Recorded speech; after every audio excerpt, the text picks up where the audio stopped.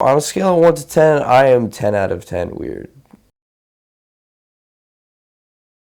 My name is Sean Wittmaack, SeanWittmaack. Now I'm doing visual arts at Mason Gross with a concentration in drawing. I don't know, art for me is like the only thing that interests me. Like anything that I can deem art gets my like thumbs up, essentially. Like that's the only stuff that really like gets me going.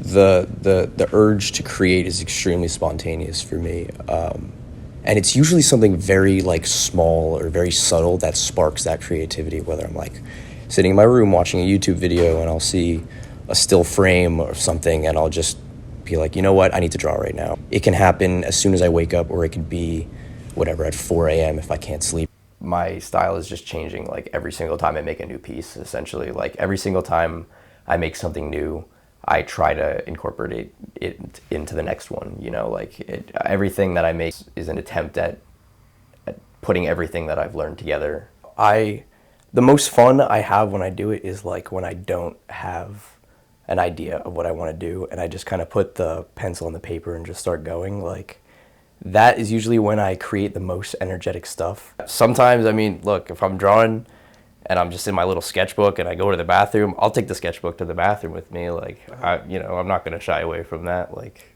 if it's 5 minutes, I'm not gonna interrupt the creative flow just because I have to go to the bathroom, you know? To some people, I've gotten a lot of interesting feedback on my artwork. A lot of people love it. A lot of people tell me they love it when I think they don't like it.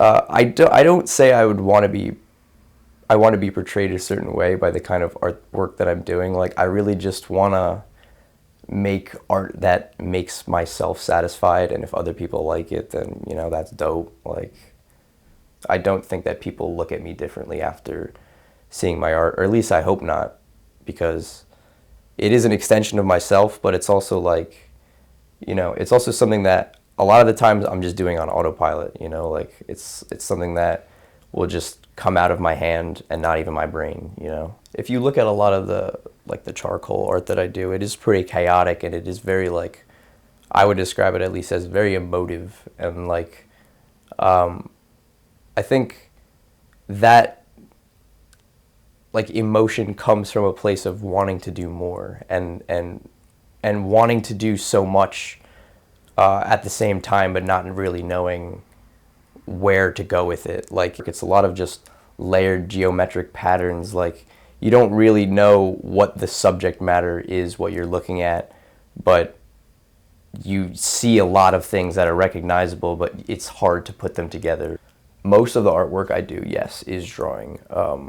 But recently, I won't lie, like, I've been kind of straying away from it a little bit. I mean, obviously I'm still incorporating drawing into my everyday life. Like I'm still sitting down and doing it as my preferred leisurely, you know, form of art. But I never knew that I would enjoy the process of collaging as much as I currently do. Like, it's something that I see myself doing in the future just as leisurely as I would draw.